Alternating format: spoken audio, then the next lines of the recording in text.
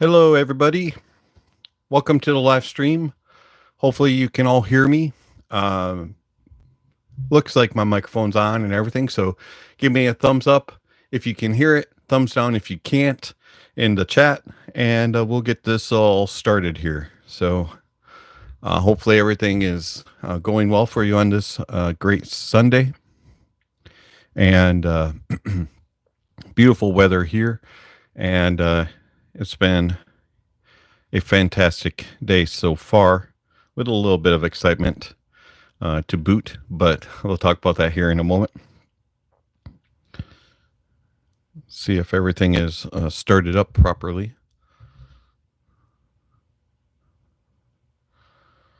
Okay. Looks good on the live chat. And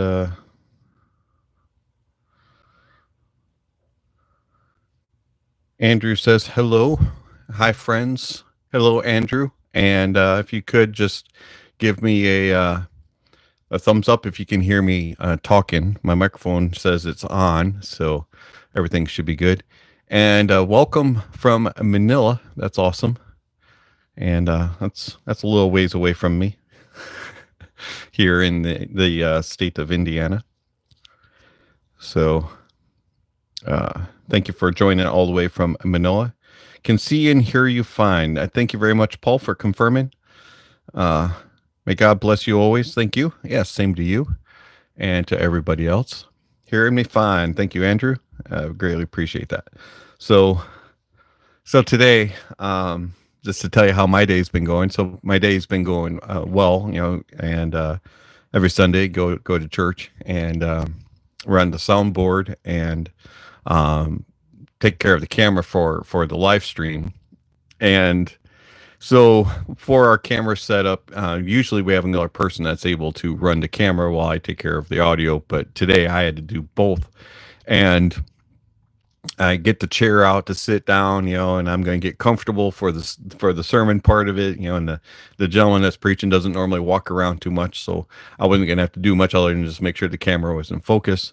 So I set my chair and I go to sit on it, and the legs collapse, and I land completely hard, just straight down. I had no idea that the chair was just going to break, and I just land hard on the floor, and stunned, made a huge noise, and of course everybody hears it in the auditorium, and the preacher, was like, "Are you okay? Are you okay? Someone go check on him, make sure he's all right." And so pretty much the only thing that hurt is my pride, but that chair has been a problem in the past. So that was it. That was the last time that chair's ever attending church. And after the service, I went out and tossed it in the dumpster. And gonna have to provide another chair for the camera because, yeah, I'm not gonna fall down again. But good thing is just a little bit of bruising, and everything's good. So that's how my Sunday went. How did everybody else's? So yeah, pigs can fly. That is for sure. It is really, really fun to run the sound booth and, to be able to be involved with church and everything. And unfortunately, every now and then things happen. And when it happens at the sound booth and you're, making a big ruckus, everybody hears it. So anyways, so we got a couple questions here. Let's see. Hi from Australia, Chef Steve. Good to have you back. That's great to have you in the stream. Thank you for joining. And then let's see, it's Dr. Thomas there says that Australia is his home country. That's cool. And people are very humble, religious, and respectful. That's awesome. I've always wanted to visit Australia. Haven't had the opportunity. In fact, I've always wanted to visit Manila and several other places. So the only countries that I've ever gotten to visit are, well, of course, the U.S., but Canada and Aruba. And if it counts, while I was flying to Aruba, I went over the Dominican Republic and a couple of the other Caribbean islands. I don't know if that matters, but that's all my travels. But I would love to go to a lot of these other countries that you folks are from. So that'd be fun. Let's see. Hi-Fi Min Nano or the XS? Well, I haven't heard either, actually. Well, I take that back. I heard the Edition XS briefly at Oxpona, but not enough to really give a fair comparison. And the Nano wasn't there. I did not hear it. So um, I do apologize that I can't answer that question for you. Can I ask you a question? Sure, Benny Barrick, you can ask a question. Let's see. For separation retrieval soundstage, do you prefer the Blessing 3, Dunu Mark II, or the Studio 4, or anything else? Usually you're spot on with your taste. Okay, so the Dunu Mark II I have not heard. But between the Blessing 3 and the Studio 4, I would actually go with the Studio 4. And the reason for that is the Studio 4 is a little bit more neutral. And so it's more of a stage monitor. So you're going to get better separation and detail retrieval. And as far as soundstage, though, like if you just want the big soundstage and a little bit more immersive soundstage, the Blessing 3 does a little bit better job for that. But if you want the separation, the isolation, and the resolution, I would go with Studio 4. So they're both good. The Blessing 3 is really good in those areas, but the Studio 4 kind of edges it out in those particular areas. But for overall soundstage, it would be Blessing 3. If hopefully that makes sense. Would you like to review the new Shit Valley 3? I live in Fort Wayne. Could hand it off to you for a review. Mystery caller sounds like a plan. We might be able to arrange something for you on that. Or if Fort Wayne's only, a small drop, might not cost too much for shipping. I could probably work something out with you. So shoot me an email. Email's in the description if you would like to send that over. I greatly appreciate the offer. Wombats are excellent. I'm not exactly sure what that means, but I'll take your word for it. And Benny, you're very welcome. Hopefully that helped out answering that question. Any other questions, feel free to drop them into the old chat, and I'll do my best to answer them. And oh, the animal. He is sleeping. Let me see if I can wake him up. He tends not to like to be disturbed, but we'll see. Oh, wombat's an animal? Or an Australian thing? Okay, I'm confused. Anyways, I'll try to see if Opie wants to be on camera today.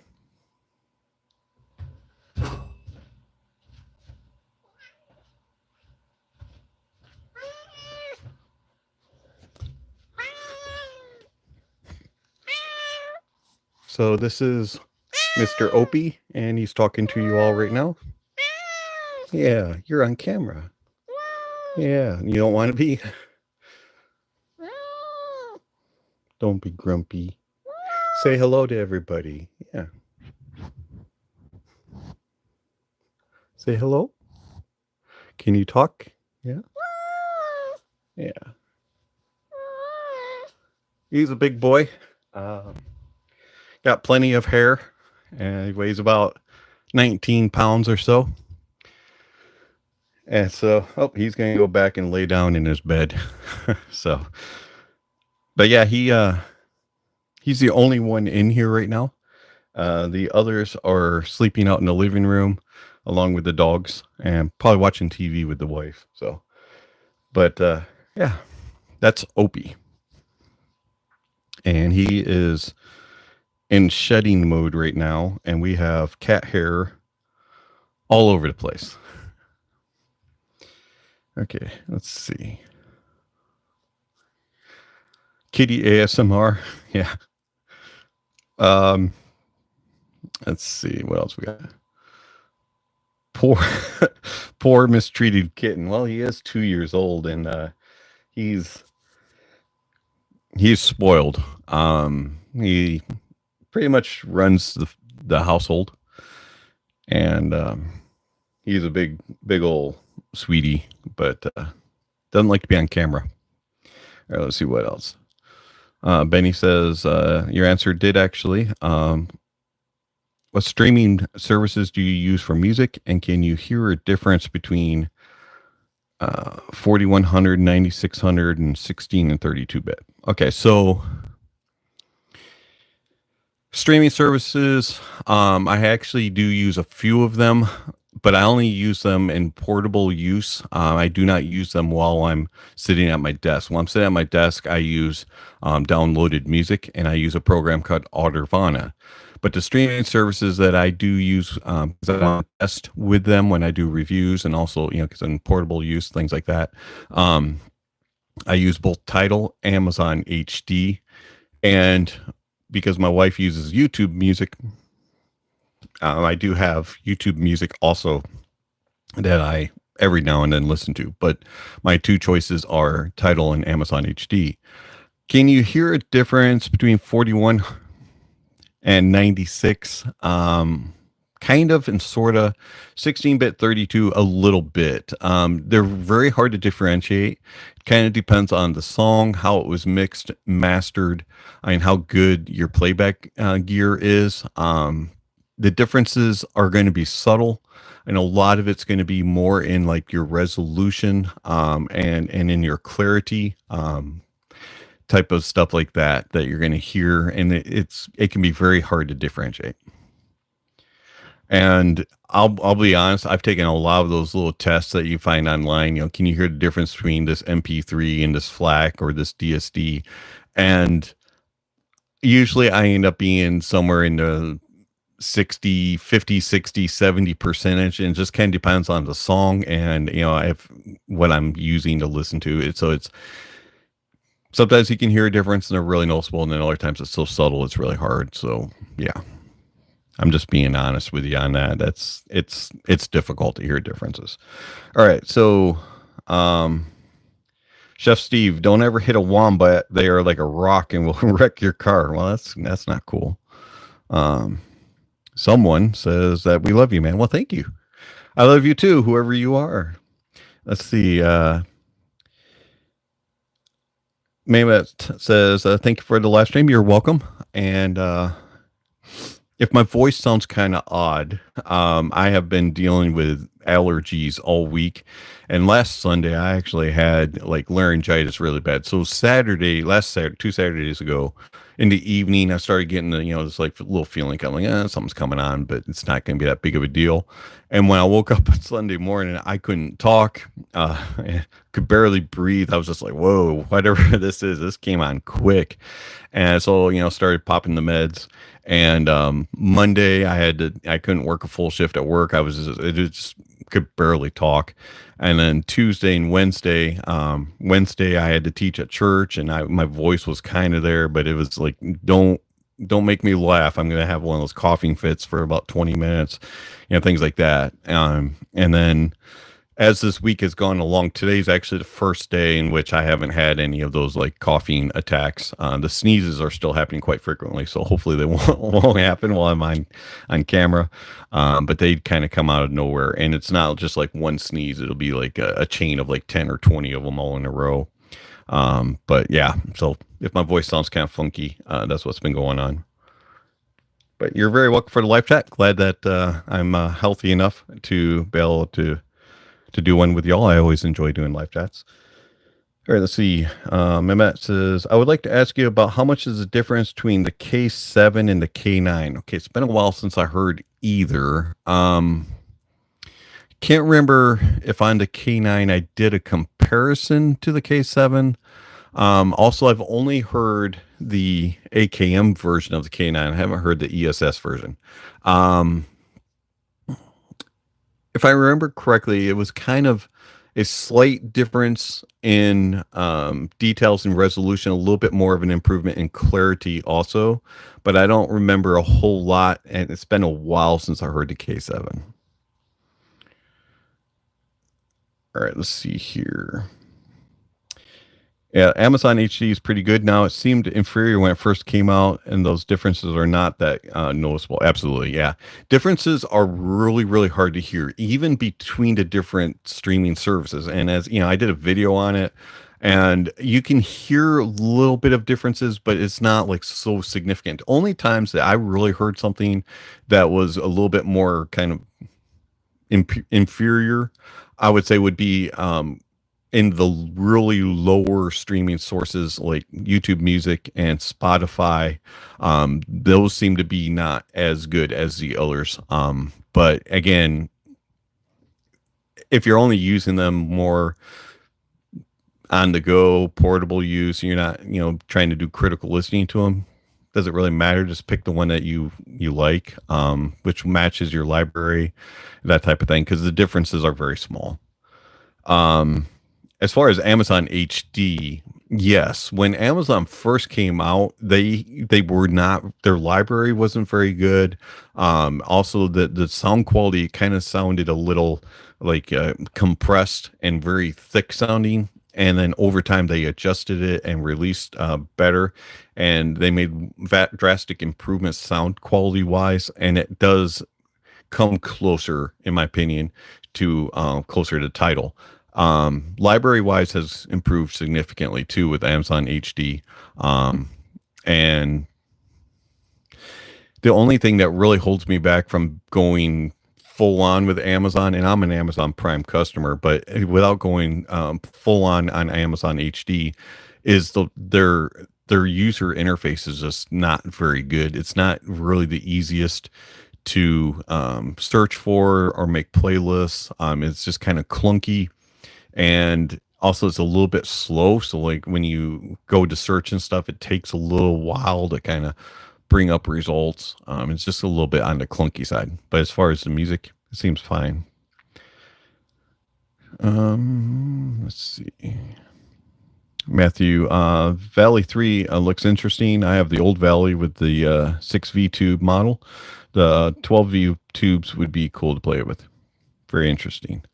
Yeah, I think I heard the original Valley a long time ago. I don't remember much about it. It was like one of those that I was like, it's pretty good, but I don't, I don't recall enough to be able to say whether or not it didn't stand out to be like, that's the one, or don't get this. It's just kind of like, I didn't mind it. So I'm very curious about hearing the new one. Any new headphones on the rack? No, actually, we don't have anything new currently. I think I only have one pair. I might have two pairs that I need to review, which is the Harmonic Dime Black Hole and the FIO JT1, are the only two that I have in for review at this time. Both of those will probably get written reviews. But there are a couple, I will say this, there are a couple in the works. I spoke with some people at Oxpona, so hopefully a couple things get sent, and I'm very excited about those. I don't want to reveal them quite yet, but a couple things maybe headed our way as far as headphones. Let's see. Hobby Talks. Yeah, allergies have been kicking your butt too. Yeah, it's just no fun. There's just, it's really weird. Like, some years allergies don't bother you as much, and then other years just like, bam, here you go. And I don't know what it is. Maybe it's the time that they come out, or what ones are budding at the same time. I don't know. It's just weird. I don't know how it works. All right. Do you recommend a Truthier Hexa as a first IEM? Truthier Hexa isn't a bad starter. It is a little bit drastic if you're comparing it to some more commercial type of IEMs, or commercial, if you're coming from like True Wireless or Bluetooth type stuff. It can be a little bit drastic in its clarity, and in its presentation can be a little bit aggressive. But overall, I think it will be a solid beginning for you, a nice starter IEM. It'll at least open your eyes to go, oh wow, I never heard that before, and something as far as details and resolution. And you might like the more intense presentation, or you may not like that, and you might want something a little tamer. But it is a good starter. Matthew, waiting on my pre-order DMS Omega. I'm hoping so hard that they will be good. Interesting. I actually don't really know much about the Omega. I know people are pre-ordering it. Be curious to see how it sounds, but I don't believe I would be able to get one in for a review anytime soon. But hopefully, it's good for you. Let's see, Benny. Let's see. Oops, I just scrolled too far here. Benny says, I feel your reviews are the only ones that are not pretentious. I actually got a few sets by your recommendations and found it accurate. Sothi's channel is usually my first stop. Sothi?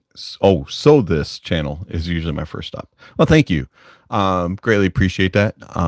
Glad that you found that this channel is helpful and that the channel content is good for you and that you enjoy it.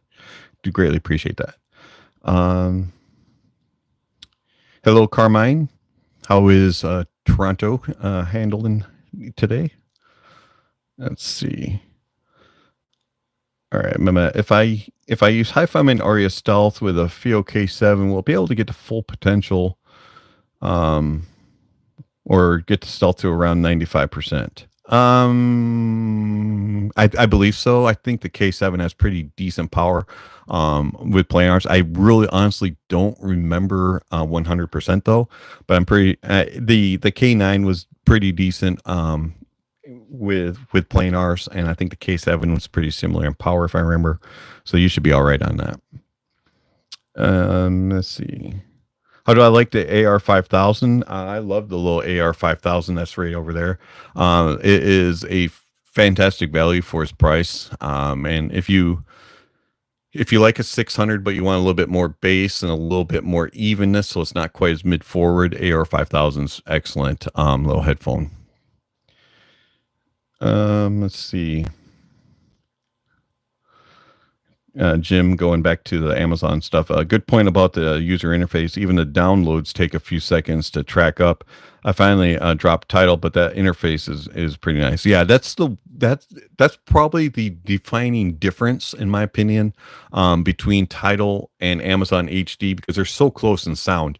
I mean, if you really, really want to nitpick, you might be able to say Tidal does something a little bit better. But as far as like interfaces, that's where Amazon really struggles. And even if you download the music or you anything like that, it just takes a long time to like boot up and fill in, and it's just so much slower than the other interfaces. It's just kind of a bummer that it doesn't match up to the quality of their sound, because their library pretty much rivals all the others now, except outside of like Spotify, which has like Spotify and Apple have like the most insane music libraries.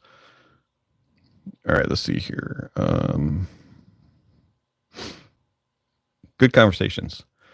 All right, let's see, Matt. When I compared Tidal to Cobus, the differences were subtle, but long story short, Cobus sounded more solid and Tidal sounded a little bit more open. Both were great. It was only like 3 to 5%. Yeah, absolutely. I like Cobus also.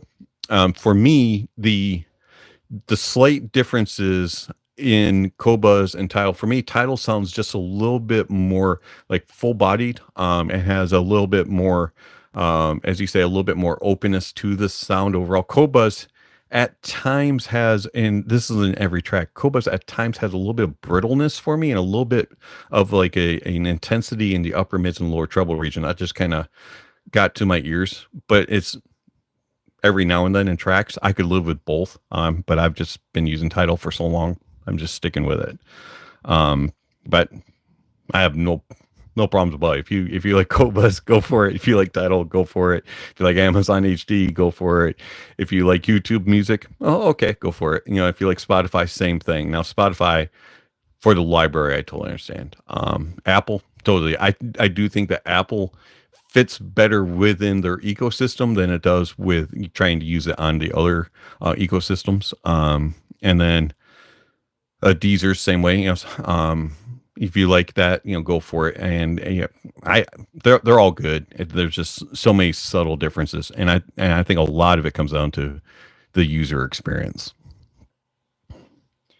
All right, let's see.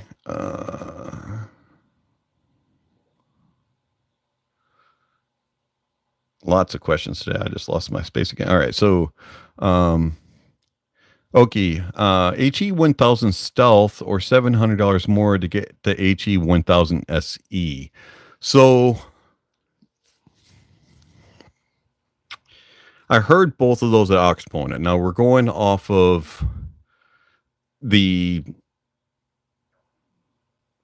audio show experience, and open back headphones are really really hard to kind of give a comparison, especially in that setting. And it wasn't at the same table, it wasn't on the same sources, and I found both of them to be good. I think the SE is slightly better as far as a little bit more clarity and a little bit more definition in its resolution. It seemed to be a little bit more astute in the way that it presented that. So personally, for me, I would probably go with the SE, but the Stealth is not far behind. And if the Stealth also seemed to be slightly warmer, but again, this is going off of two different sources and very limited listening experience with an extremely loud environment. So take that as you want. I haven't heard them on my gear. Let's see. I was going to ask if you had listened to the FIO JT1. Anxious to hear your opinion. I won't tell you my thoughts until you review them. Yeah, I let me just put it this way. JT1 is going to get a review eventually. And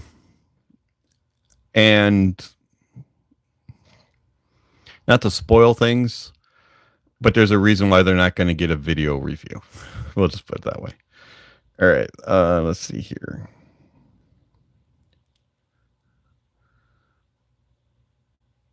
Jim, Hexa is good for most music. Yeah, absolutely. So I can't remember who it was that was asking about the Hexa, but the Hexa is a good starter, and for the most part, it fits most genres of music. It things that are a little bit more focused in the upper mids and treble region will be a little bit energized. Might come across as a little bit too much sparkle and energy up there for some ears. But for the most part, it's a pretty good, solid all-arounder for all genres of music. Okay, you listen to rock, EDM, so it should do okay. Some of those rock songs can have a little bit, a lot of like cymbals and maybe some more higher pitch type of synthesizers and guitars, things like that. Might be a little bit on the bright side or a little bit on the hot side at times, depending on how it was, how it's being presented in the track, but you should be okay on that.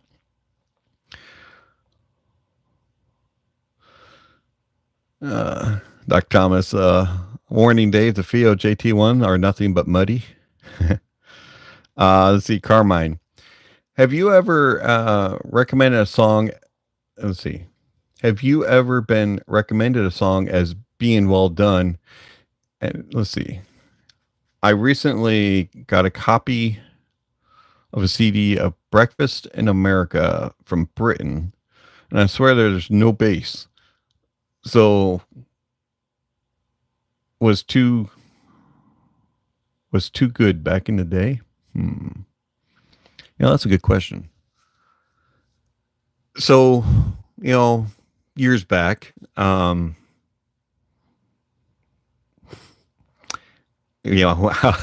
many years you want to go back, let's go back pre 2000, even probably further than that, but things were mixed and mastered differently because the playback gear was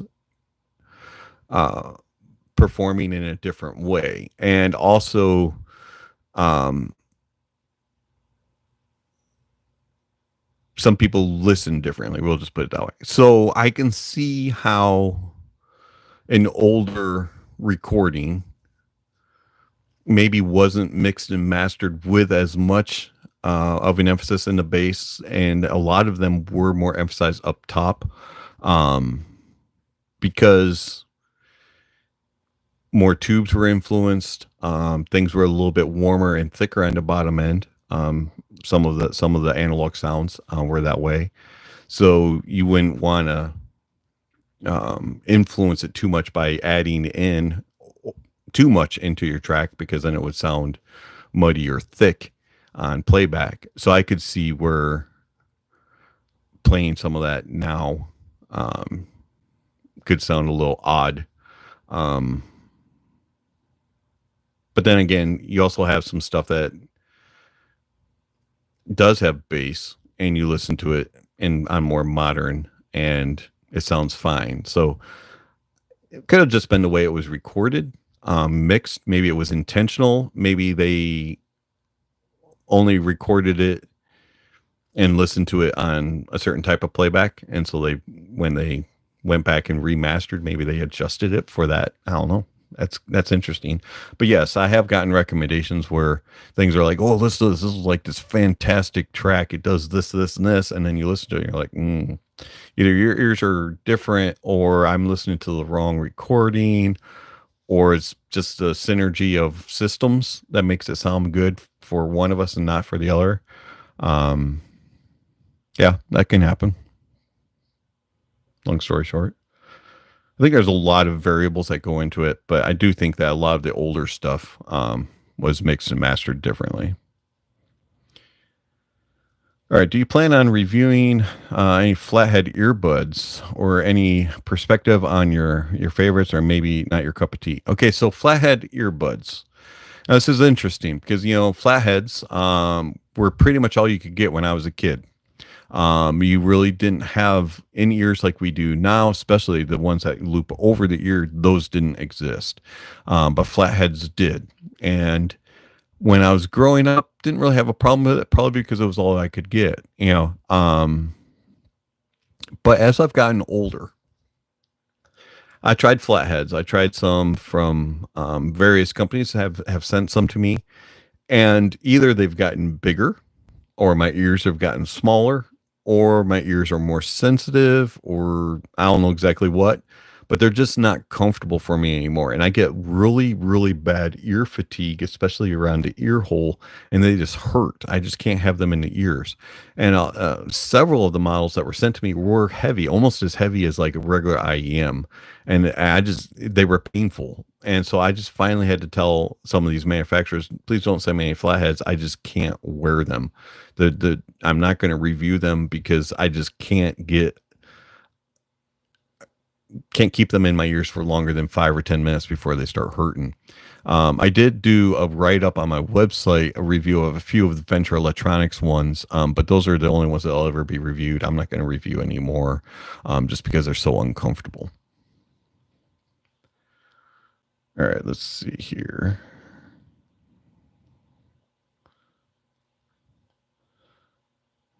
Have I heard any symphonium stuff? Not yet. Hope to. Hope to get something in.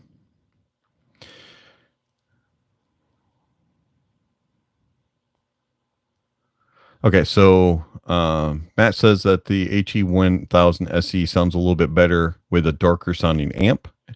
And I could see that. I believe the amp that I had a little bit of a tube influence, a little bit warmer of a tube. Let's see. All right, let's see here. Oh, wow, you got the SE for the same price as a Stealth V2. Wow, that's a pretty good deal right there. That's awesome. Okay, let's see. Wow, lots of questions. I'm way behind here. Okay, let's see. Jim, I try to follow Dave's listening each week. When he describes a certain sound, I can kind of see what he's explaining. Also, his written reviews don't take that long to read. Yeah, I try to, when I do the writtens, I try to keep them so that they're less than a 10-minute read. I actually aim for 8 minutes or less. And So that way it's just kind of a quick thing. And also they're pretty much the same as my video. So if you know kind of how I go through a video and explain things, I try to keep it in the same order. That way if you don't want to care about the build of it, you can just kind of scroll and go, oh, here you go. I don't do chapters on the write-ups. I haven't figured out how to do that yet with the program that I use, but they should be fairly easy to read and quick. All right, let's see here.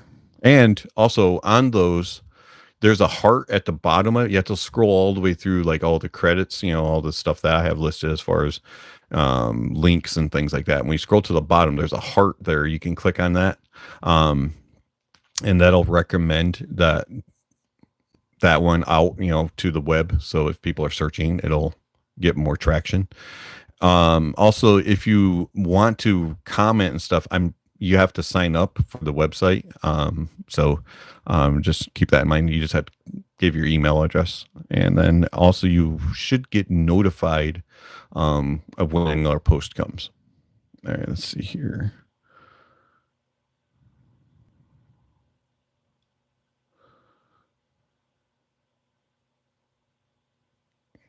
Carmine, you won an award? Well, that's cool. I didn't know that. What'd you win? All right, let's see here. I'm appreciated for your answer. According to your experience, what will be your suggested amplifier for an Aria Stealth? Please not too expensive. Well, again, I haven't heard it except at audio shows.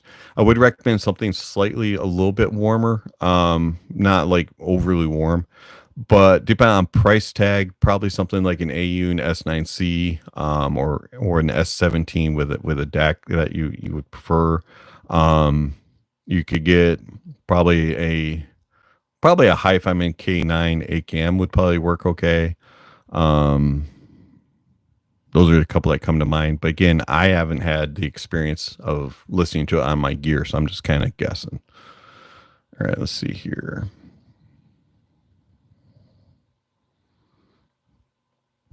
For about $1,200, you want to complement your Hi-Fi Min purchase with a closed back. I would go with the Audeze LCD2 closed. That would probably be my choice. It's a really good headphone as far as being balanced and being cohesive, having nice extension to the sub bass and into the treble, and it's not overly aggressive, but at the same time, it still has good details and resolution and a nice sound stage. All right, let's see here.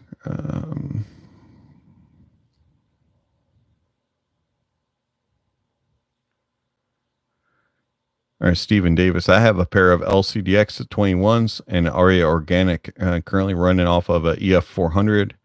Do you use an Amazon HD? Do you feel like I can get more out of it if I upgrade to something like a Vioelectric HPA? I haven't heard the Vioelectric. I hear good things about it.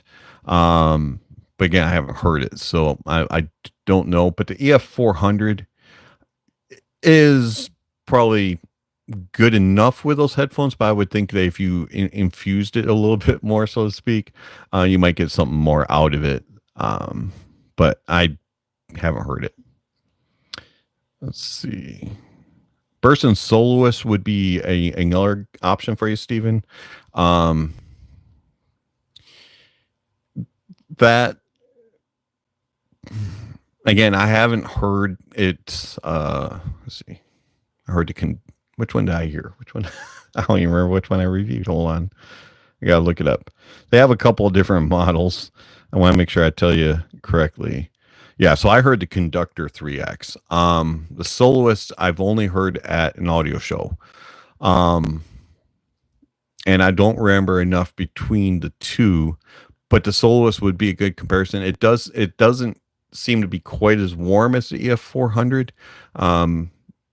But I wasn't able to do direct comparison.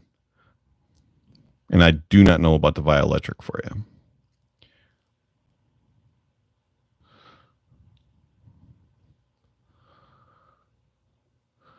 Yes.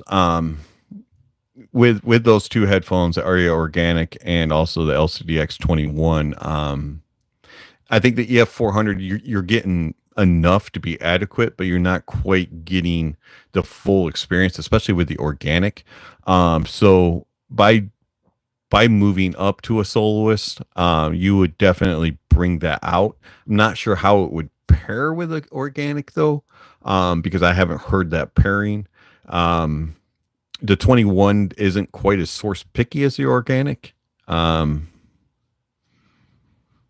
I don't know how that Vioelectric would pair because I haven't heard it. All right, let's see. Oh, you run the Ari's S8 cable. That's a really cool table. I really enjoy Effect audio cables. Use them all the time. That's awesome.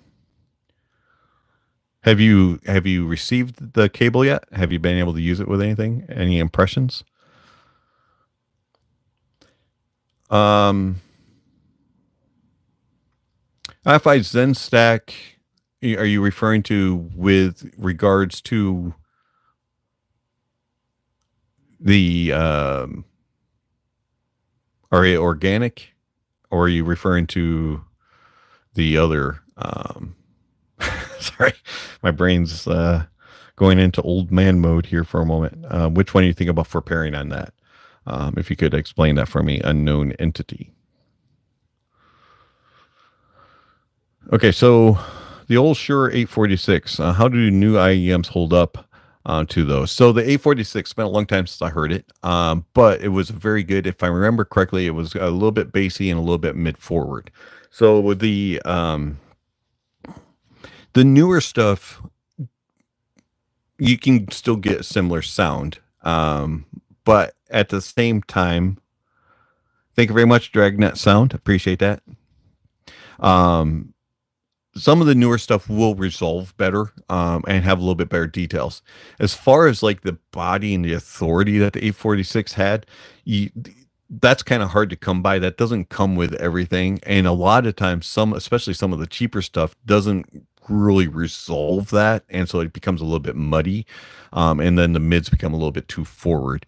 So it kind of just depends on what you're comparing it to when it comes to the 846. But again, I haven't heard it in a long time either. I need to find one on used market and bring it in. I'd be curious to see how it compares to the Mach 60 in that regard. All right, let's see here. Thank you again, Dragnet Sound. Appreciate that. Just cause I do appreciate that. All right, Steven, you're very welcome. You've been on the hunt for a secondhand Vioelectric and Denafrips Aries 2. I feel like it will bring out the best in those headphones. I think the Denafrips would be a very interesting choice, especially with the Aria Organic, because the Aria Organic likes a little bit of a slightly warmer sound, a little bit more of a body, and the Denafrips does have that. Plus, you get that nice big stage, and the way it does imaging really would bring the Aria's capabilities in the sound stage out. As far as the LCDX, I think that little bit warmer sound also, it's not going to impede the bottom end of the LCDX at all. I think it'll be a good pairing. As far as the Vioelectric, I really need to hear one. You should have the Aries in about a week or so. Okay. Yeah. So I'm curious when you get it, if you could shoot me a message, let me know what you think about it. Will that be your first Effect audio cable, Carmine?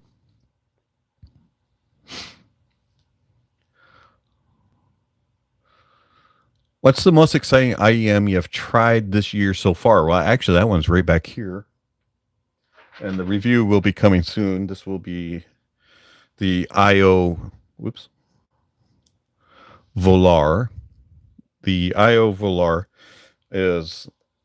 comes in about the largest IEM box I've ever seen.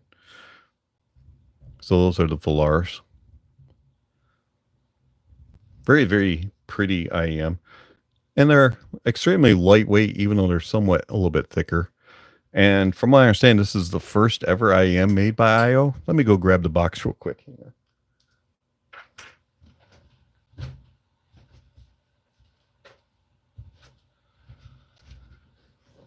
So here's the box. This is like headphone size.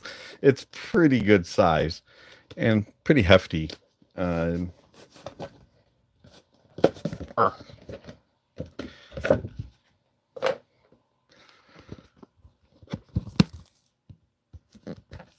it opens up, you get all these little trays. You get a really big case. Almost looks like a jewelry box. Like if you would get like a nice watch, you know, they come in these cases. It's pretty good size. That foam does not come out, so it's kind of, you don't really get to hold them with your cable, which is kind of an odd choice. And then you have a drawer where your cable came from, and then you have a drawer with a gazillion tips. I mean, those are just tips.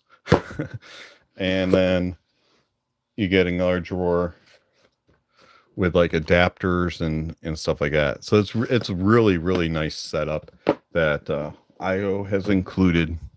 I'm rather impressed by that. And it sounds really good.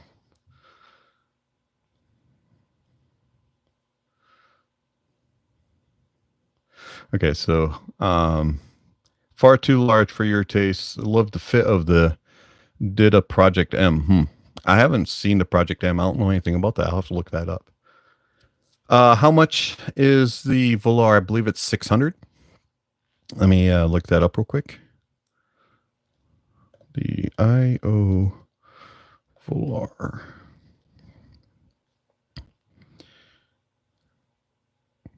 And yeah, 600. All right, and then what was it? The Dida Project M. Let me look that one up while I'm over here too.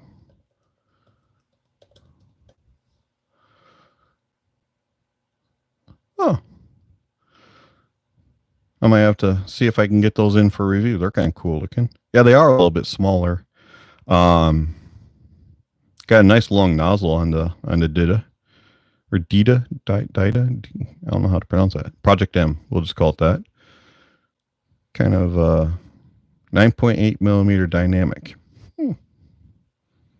Interesting. So the Volar, whichever way you want to pronounce it, has one dynamic, 4 BAs, and 4 ESTs. So it's got a lot of drivers packed into the shell.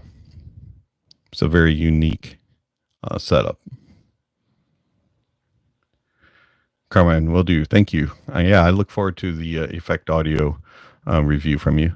And I'm not expecting you to say that, you know, cables make this massive difference and that you're just like amazed at how much different your listening experience is. But I'll be curious to see if you actually do hear just the smallest of incremental differences.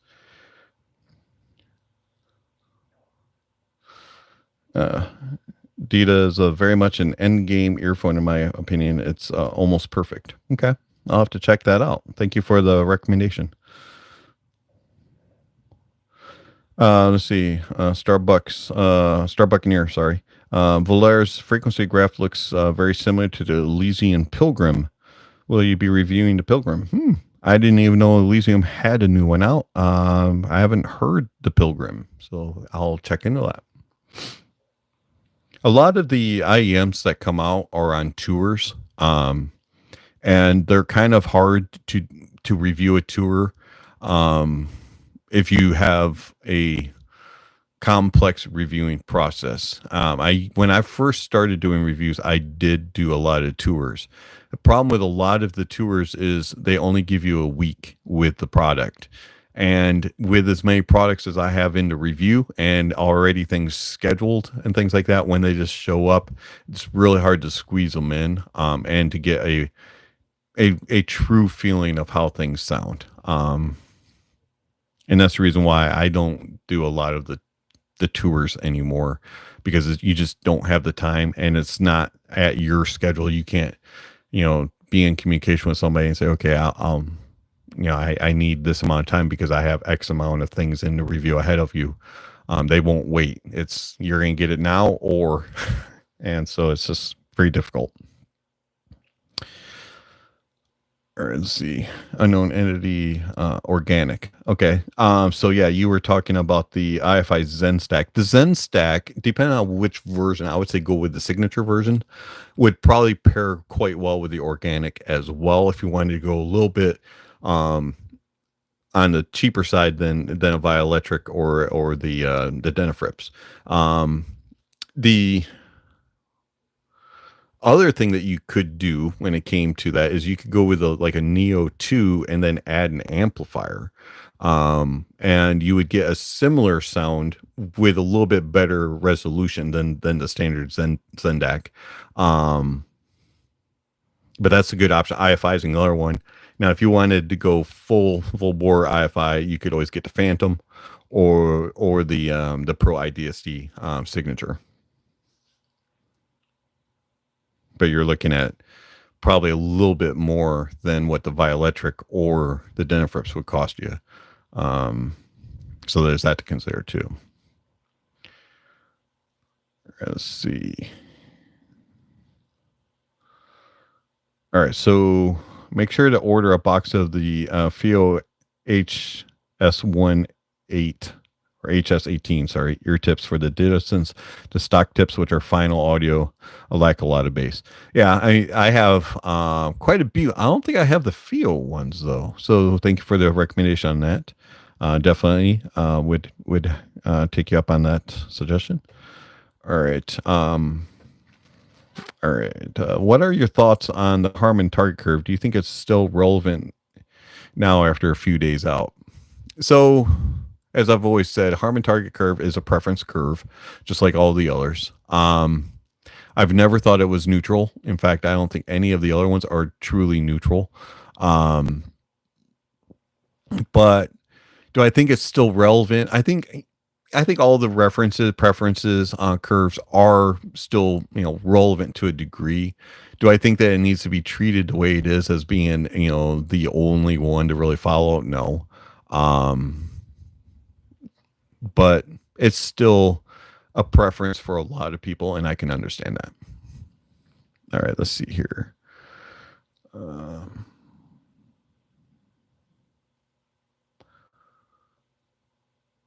And so how has the experience been with the FIO K11 desktop DAC amp with headphones? K11 is great. I like the K11 quite a bit. It does struggle with some of the more power demanding type stuff, but for the most part, you're going to get a fairly good, accurate, reproduction of sound with the K11. But again, if it's a little bit more power demanding, you're gonna want something a little bit more powerful, which you could use the K11 as your DAC and then go to another amplifier. You have to remember K11 is, it's only $125, $150, something like that. So you get what you pay for. Okay, let's see here. And also as far as the K11, I do recommend K11 with IEMs more than I do headphones. Okay. Hey, Marcos, how are you doing? All right, let's see. Interesting. So you've had problems with the Phantom with quality control. Well, that's sad to know. I've only heard it at the audio show. I've asked IFI if they're going to send one over for review, and they've said yes, but they've had some major issues. So we'll see, I guess. That's kind of a bummer that you've had issues. Sounds good from what I've experienced so far. But if it has quality control problems, that definitely is an issue, which is strange because IFI doesn't normally have that issue. Fosse Q5. I haven't heard the Fosse Q5. Sorry, I don't recognize that. Neutral is a lie. I wouldn't say neutral's a lie, because neutral actually is a real thing, but it can be interpreted in so many different ways. So I'll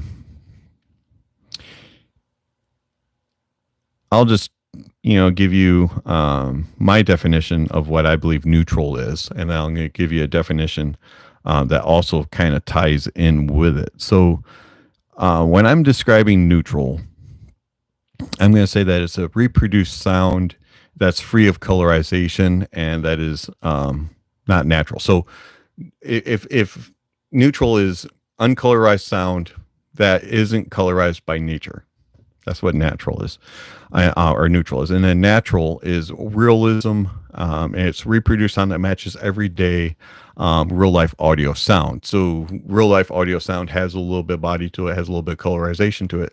So when you're looking at neutral, as long as it's not something artificially being put into it and coloring up the sound, then you have neutral. So neutral, reproduced sound that's free of colorization that isn't already colored with natural sound. And then natural is realism, reproduced sound that matches everyday real life audio. So neutral does exist. It's just interpreted differently. All right, so let's see here.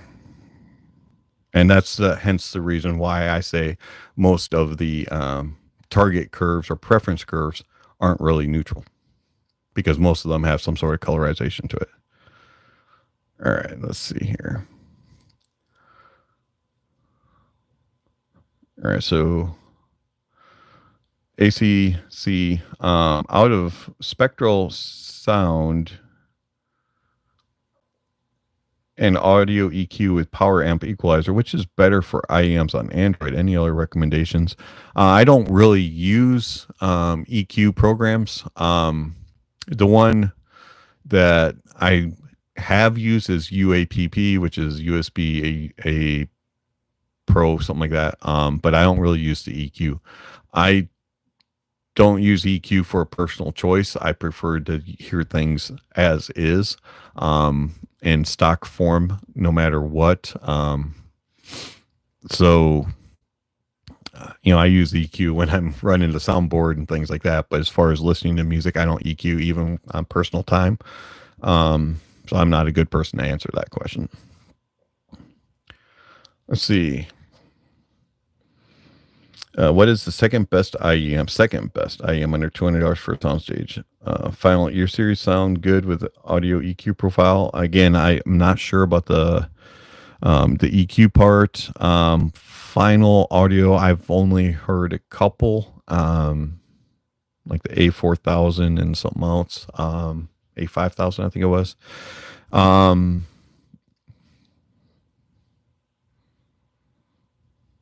As far as soundstage goes under 200, there's a lot of options, actually. I'm going to link my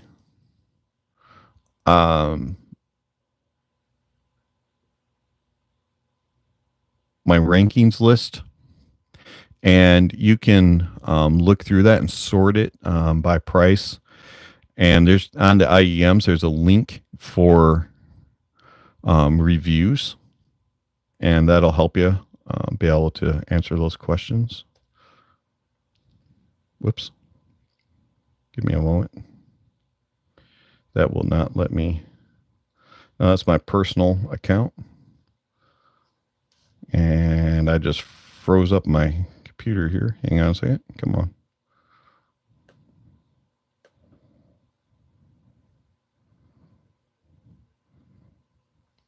That's not going to let me do it that way. Give me a moment. I have to change my account. I'm an experienced live streamer here. I know what I'm doing.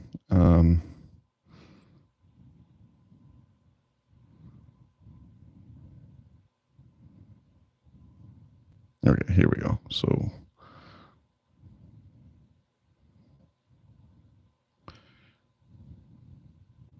here we go. Share.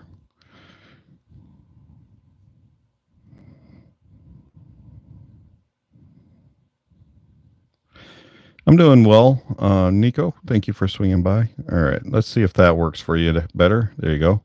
So that's a link to my gear rankings, and on the IEMs, there's a link for the videos that you should be able to use, and then you can sort it. Do read the ranking grade tab first, because I do things a whole lot different than others. Also, if you haven't checked it out lately, we have added F tier. And F tier does not mean fail, it means flawless. So a few things have been changed in case you haven't looked over there recently. All right. Sorry about that delay there while I was trying to remember how to link things. All right. So hopefully that'll help you out there, ACC. All right, Matt.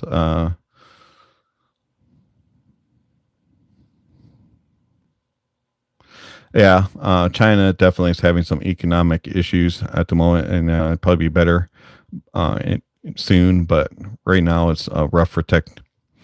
If it isn't the only one, as far as IFI and others, yes, exactly. And my company works with parts and things like that, especially a lot of electronic parts, and so we're also struggling in that regard. So I totally understand that supply chain is an issue. Like Thomas, I don't want to get into politics, but I totally understand where you're coming from.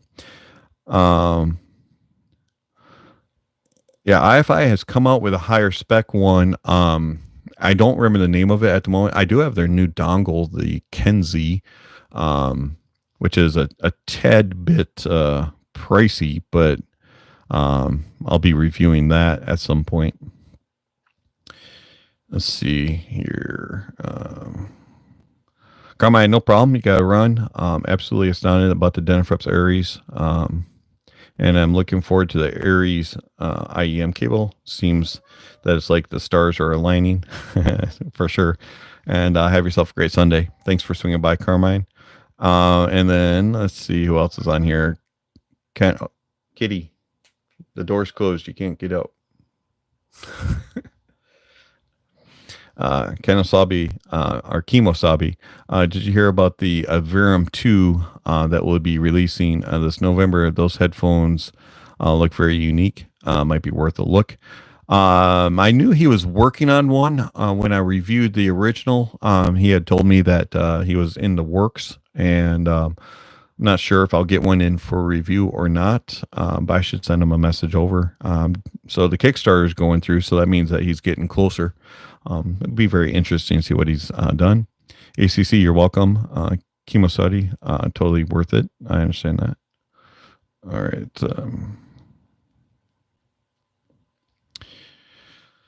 Let's see, Jim. I have to use EQ on all the old music I listen to, 50s, 60s, 70s rock. Well, I understand that.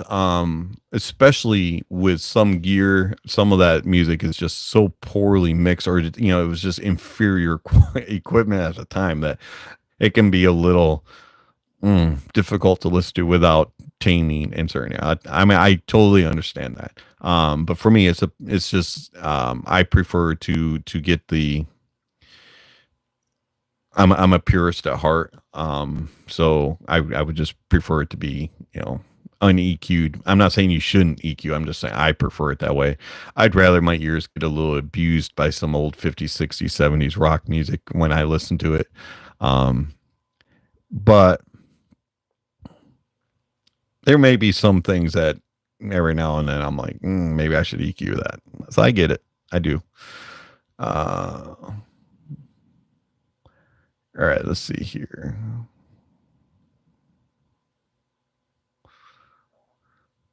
So you can get it with the Verum 2 without accessories like cables and stuff like that, or with. Interesting. Kind of a bummer that the without is probably the. All right, let's see. Thanks for sharing the spreadsheet. You're very welcome. Recently got to Aria Organic, and I'm looking to get an IEM with a similar sound profile. You're welcome on that. Got quite a few options there, depending on your price point. Verum 2 is $325. That's still not a bad deal. That's pretty good for what he offers.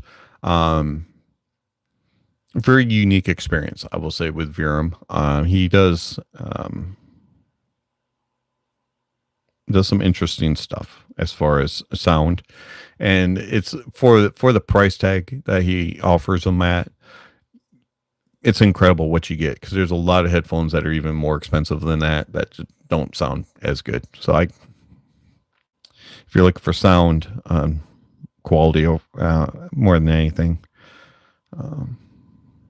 might be something to consider.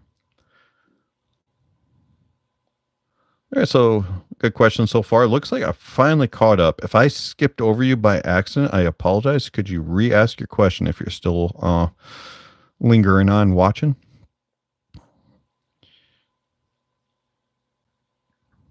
And then while you do that, I'm going to take a swig of what we got, sparkling ice today.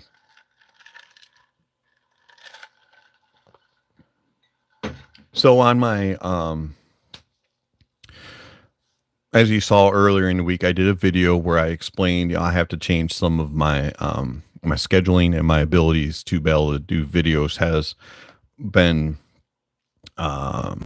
somewhat harder to do since a lot of things have come up in my personal life. And I'm going to do one video review every 2 weeks and then do written reviews every week. And you might get bonus weeks with written reviews. And just wanted to let you know that the quality is still going to be the same. So if you really, like want my opinions and, are just curious about it, make sure you check it out. I do post everything on all the different social medias that I have. And, you can go to the website, thehonestaudiophile.com. You can also sign up, get notifications that way. But one thing that might help you to be able to catch it, because I know that videos pop up more than some of the other posts, is if you hit the notification bell on YouTube, you'll get notified when community posts get posted. That way you'll know, if you only follow me on YouTube, you'll know when posts for new reviews are coming up on the website, things like that. So just a thought. If you want to click on that. All right, so saw a couple questions pop up here. Let's see. You like your DCA? Is that Dan Clark Audio, or is that the DCA? As far as what's the brand? As far as a DAC amp. Sorry.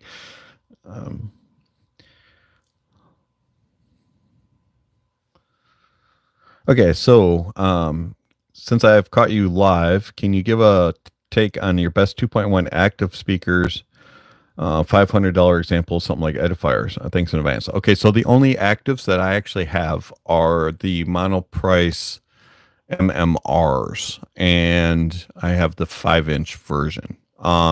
Did a write-up on them on my website where I reviewed them.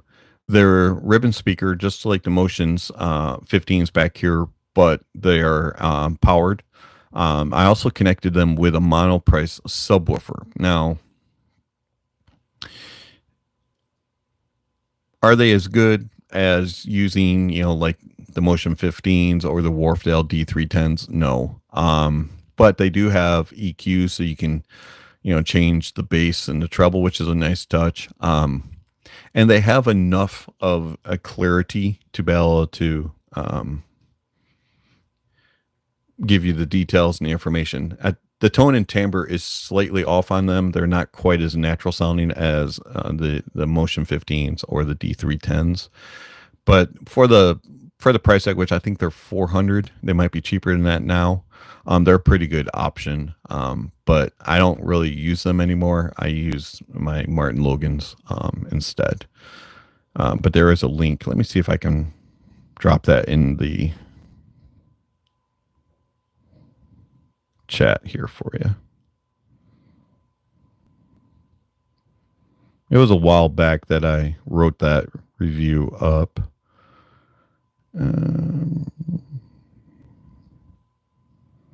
Yeah, the MM5Rs. That's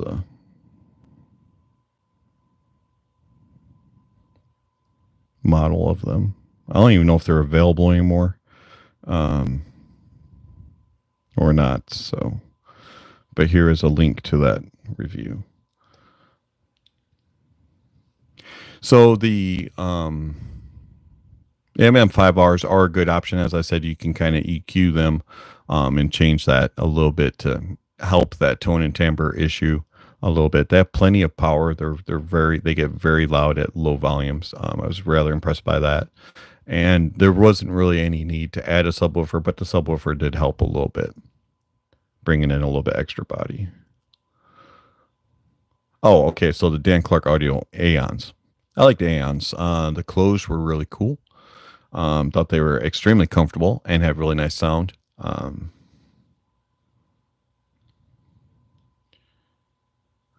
And they also did pair very well on tubes. I agree with you on that. I used them with the Tor Audio Roger. I thought it was fantastic.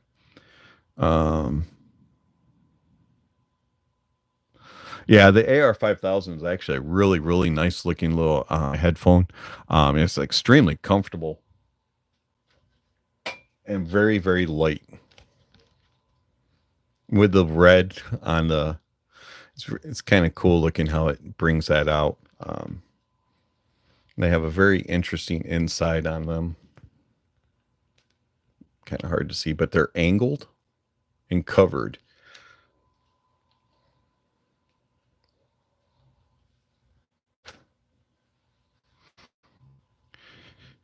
The Dan Clark E3, I actually liked the E3 quite a bit. Heard it at Auxpona, heard it several times on several different setups, and each time I was just like, I need to get one of these in for a review. Very, very good closeback. I was rather impressed by that. Yeah, MM5R for you there, ACC. Kimosabi, Dan Clark Aeon is around 500 on drop at the moment. Oh, okay. Interesting. I haven't heard the drop version unless it's the straight up Dan Clark version.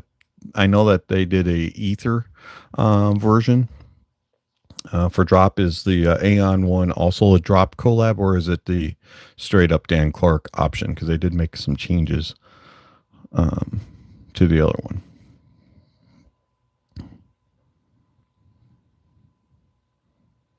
All right, any other questions, comments? We got about 15 more minutes before I have to hop off here. And got some graduation stuff for the church kids to attend to tonight. Oh, I thought it was on sale for $4.29 on drop. Interesting.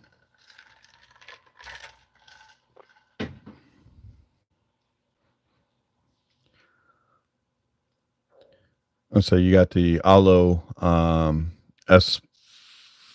Is it the 4R or the 5R closeback? Very interesting headphone. I didn't mind it. Did have a few oddnesses to it. Let's see. Top 3 bass head IEMs. So that's a good question. Trying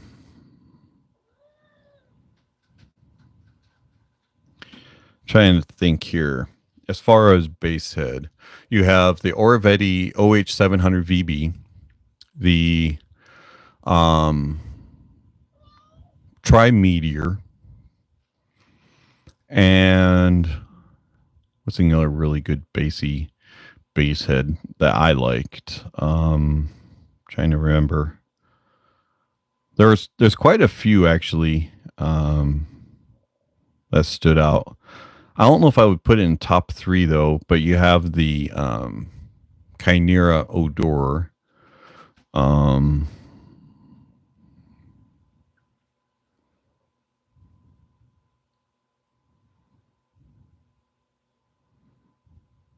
me go through my list here.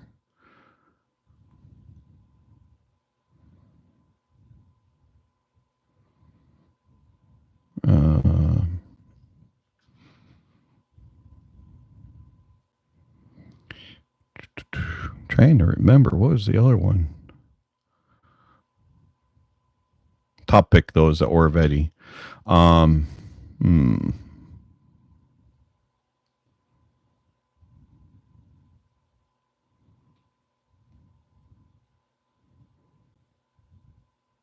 There's a lot of them that do bass good, but I wouldn't call bass head.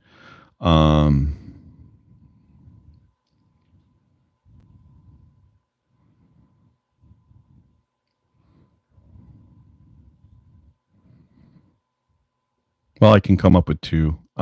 You could throw the Hype 4 into it, even though it's more of a neutral bass, it still hits hard, and does a nice like punch and slam that you would want along with sub bass rumble. But that's not quite on the same level. Whereas you get the OH 700 VB, really it does bass so powerful and authoritatively while still staying controlled. And it's a little bit different than the way that than the Hype 4 does. You could also throw the top into it, the Zen's top, but again, it's not quite on the same level as the Audeze is, or even the Tri. The Tri they just have this way that they drive it home that's different than the others. And the Odor is the same way, but the Odor is not quite as controlled as the others are. Nobles can be bassy. It depends on which model. So Nobles have kind of two different types of house sound, what I would call house sound. So they have the bassy version of house sound, and then they have the more neutral type of house sound. And they don't really have anything that kind of mixes in together. But their bassy ones are really, really fantastic. They have this like big body and just they hit really heavy when the bass really comes through. It's really powerful. It's different than Empire Ears. Like Empire Ears hits hard, but Empire Ears is more like getting punched and really landing, whereas like with and you feeling, like it's still like jaw breaking, whereas when Noble hits, it like bowls you over and like takes you by, it has force behind it. It's not just hurting you, it's actually like jolting you a little bit differently.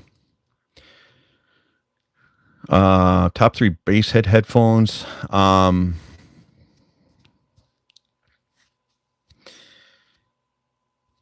Well, if you want to go true bass head, and it's not like the greatest at everything else that it does, but you could go with the Heavy's H1H Bluetooth headphone. Run them wired, they do sound a little bit better. But if you really want a true like bass head experience, like you want some rumble and grumble, I would go with like the Audeze LCD2 closed. That has some really deep, powerful bass that just it is hard hitting. But I wouldn't say it's like true bass head, but it can be depending on what you listen to. Another really good close back.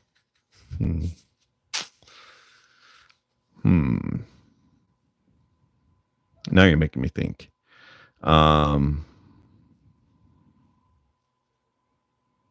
What's the Focal? There's a Focal that does bass really well. Can't remember the model though. It's their close back. The name just slipped my mind. I haven't gotten it in for a review. I've only had it at audio shows, but every single time I put it on my head, somebody before me, because when I go to an audio show, I always listen to the song that somebody selected first before I put my own song in. And every single time I pick up, is it the Sleesty? I can't remember what their close back is, but every time I put that headphone on and it's Focal, it's always a bassy song, like a really bassy song. And I'm like, whoa, this is really good. And then I'll check out other things. But it's a Focal. I just don't remember the model number, but it's their close back. The Bathies wasn't bad. I heard that at Oxpona. That's got some bass to it. All right, so let's see. Dragnet. I've had them for 9 months. They were from Drop. Bought a GU Craftsman cable for it for the Dan Clark.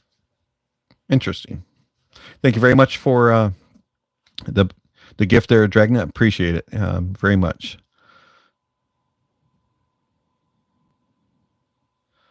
Here, let's see here. ACC, thoughts on Sony HDA9, supposedly free placement surround sound system. Didn't you say audiophile systems are kind of a scam? $650 IEM or Audeze. Really, where do we stop? Like, what's your max number? Okay, so the HDA9, I actually haven't heard. I don't even know what that is. I'd have to look that up. As far as, did I say audiophile systems are a scam? No, I've never said that. $650. There's a, Was it Sleazy? Yeah, James, was that correct? Radiance. Radiance, that's it. I believe the Radiance. Anyways, what's my max number? It depends on what I'm purchasing. And it depends on the quality that I'm getting. I have to feel like my money is, the product is deserving of the price that I paid. And if I'm content with what I bought and I'm getting what I expected and I'm happy to pay that price, then that would be my max price. I'm going to, look at things that are, let's say an IEM's $3,000. I'm going to look at that very skeptically, and I'm going to have to hear that first before I purchase it. But, to each of us has a different price point, and each of us values, puts a value on things differently, prioritize things. For me, it's about the reproduction of sound that's the most important. And then it's also about the comfort, and does it fit the purpose that I'm purchasing it for, and am I willing to pay the price for it? And is it within my budget? I'm not going to go into debt just to be able to purchase something that I want. It has to fit my budget. And so, I don't really have a number, but I do have, some price points I'm going, I need to hear that first. I need to test drive it first before I'm going to make that purchase. But I do blind buy things. Yes, I believe it was the Focal Radiance.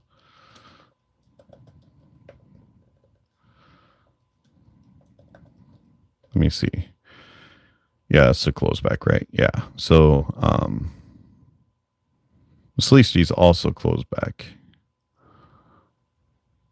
Yeah, it's the Focal Bentley Radiance, I believe, was the one that I heard that was like super bassy.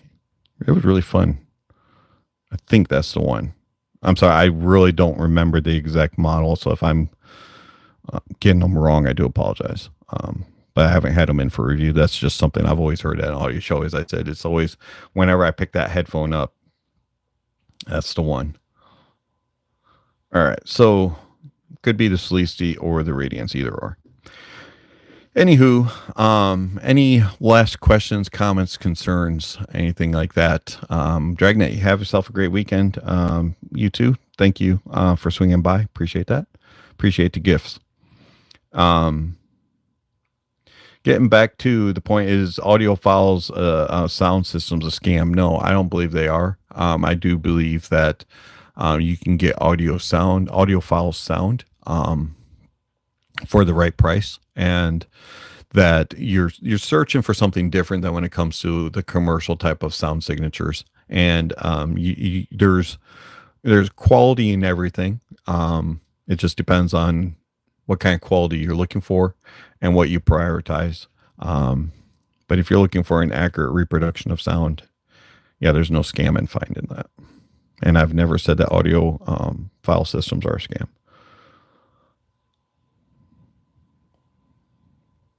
What is the idea of in collecting different headphones? So, there's some people like to only have one, and then others like to have a bunch. Personally, for me, if I wasn't reviewing, I wouldn't have near as many. I would probably only have 2 or 3 in my collection, at maybe 5 at the most. But have a good day, Reverend Dr. Thomas. Thank you for swinging by. A lot of it is having a different headphone or a different sound for your different moods, for your different types of music, that type of thing. Kind of pairing it up with whatever you're doing at the moment. Others like to collect it because they like to collect things, and have all the different stuff. Hey, I have this rare headphone, or I have this one, things like that. There's many reasons. To me, I would say do what you're comfortable with. If you only want one at a time, and because you're only going to use one at a time, totally understand that. Makes sense to me. And as I said, if I wasn't reviewing, I wouldn't have near as many as I do on the walls, because I wouldn't have the need to compare things all the time. The majority of the ones on here are only used when I'm comparing to another headphone. Chef Steve, you're welcome. Thank you for swinging by. Soundcore A20, sleep on Kickstarter. Not really something that I would be interested in, but it probably isn't a bad little device. Do I review full size gear like speakers and amps? I have reviewed a few speakers and amps, not like tower speakers or floor standers, mostly bookshelf stuff. And it's not something that I'm focused on even in my personal life. So they're kind of rare. Oh, thank you very much for the kindness there, ACC. Appreciate the gift, is much appreciated, and you didn't have to do that. So thank you very much. And you're welcome for the stream there, Star Buccaneer. Thank you very much for swinging by. Yeah, so Nico says, for me, it's definitely an I'm feeling an aria today or I'm feeling an Aeon today kind of a thing. Totally understand it. And it's kind of the way that I am when I'm having personal listening moments is, hey, you know what? I feel kind of like using my Moondrop Para, or hey, I kind of listen to my Audeze LCD5, or I feel like listening to an IEM or speakers today. But for the most part, the majority of my listening is done on my Audeze LCD5. So, it's too, however you're comfortable with and however you do things. And there's no right way, no wrong way. It's just enjoy the music, and be happy and content with what you have, and stay within your means. I'm very much against going into debt just to get something that you want. Stay within your means.